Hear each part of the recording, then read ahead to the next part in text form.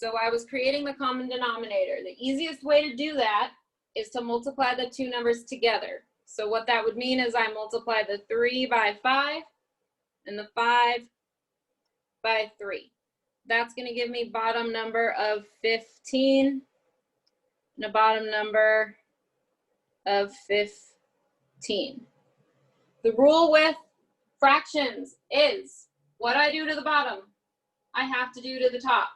So what I do to the bottom number, I have to do to the top number. So if I multiply the bottom number by 3, we're going to multiply that top number by 3. So that becomes a 12. If I multiply the bottom number by 5, I multiply the top number by 5. That becomes 10.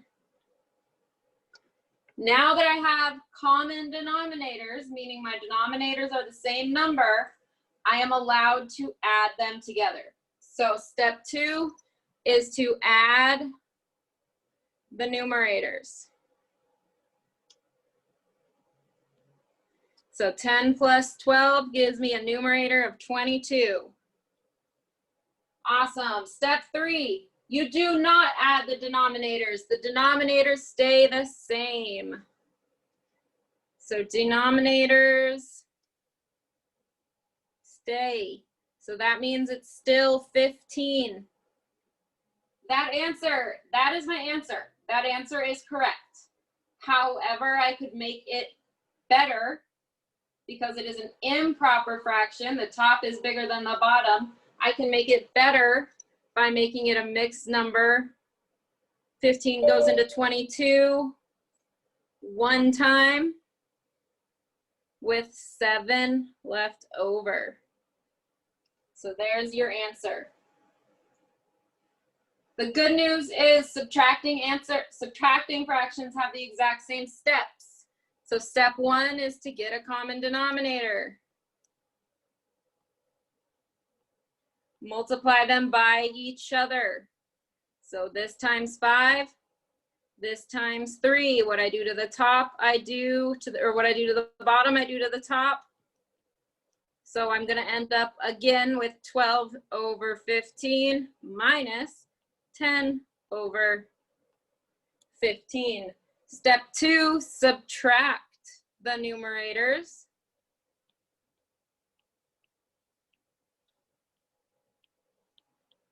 Step 2, so that's 12 minus 10 is 2, and 3 is the same. Those denominators don't change.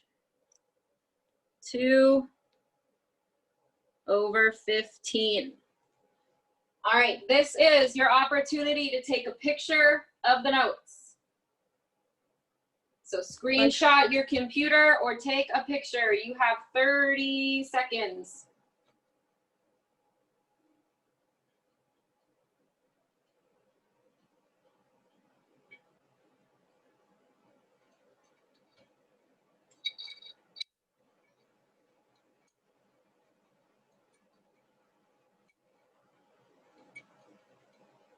Down to 15 seconds.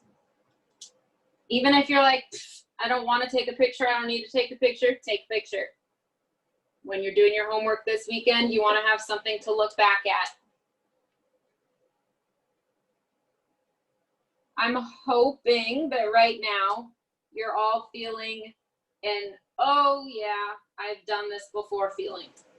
Maybe not like a, this is easy, but this makes sense. I remember doing this feeling. If that is how you're feeling, put a yes in the chat for me to let me know that, oh yeah, I've done this before.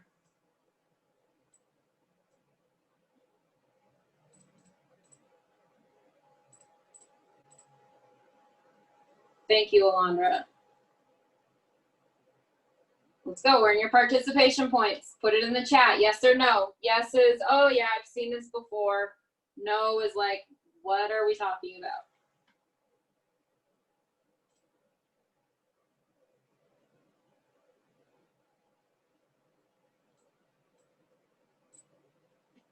Okay, moving on.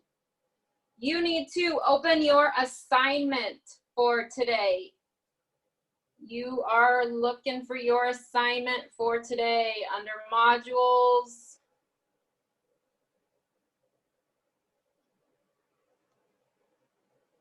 Here we are, adding and subtracting fractions and decimals. That's what you want to click on and have open. We're going to do a couple of these together before I set you free to work on your own. Get this open so you can follow along.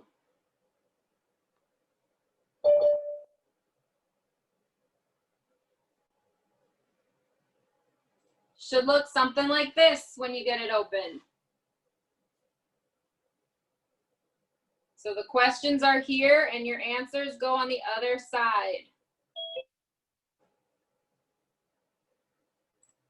Numbers 1, 2, and 3 don't require you to add or subtract anything. They just want you to find the common denominators. So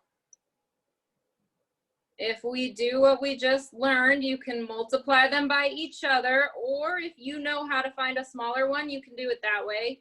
But we're going to stick with this way, times 4 and times 6, because what I do to the bottom, I do to the top. So my common denominator is going to be 24 and 24. And my top numbers, 4 times 1 is 4. And 3 times 6 is 18. So there's your answer for number 1.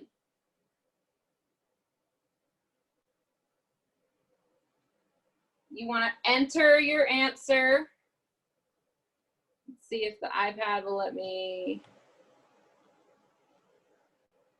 open this.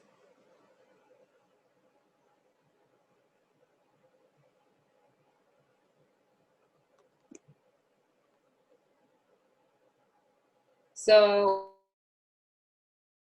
it's not letting me.